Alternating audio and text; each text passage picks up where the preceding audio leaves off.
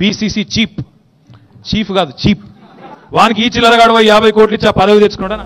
నేను మర్యాద చెప్తే తనకెక్కది. ఇది బుద్ధి సక్రమంగా ఉండాలి. అమ్మాయి పుట్టినోడు ఎవడనంటే ఆధారాలు బయట పెట్టాలి.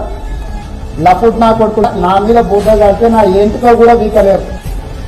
ఆ లుచ్చనా కొడుకు నేను చెప్తున్నా బహిరంగంగా, శాతనైతే రారా లుచ్చనా కొడుకు లంగల్లా పుట్టినా కొడుకుంటే చూసుకుంటూ ఊపుతా అంటారు.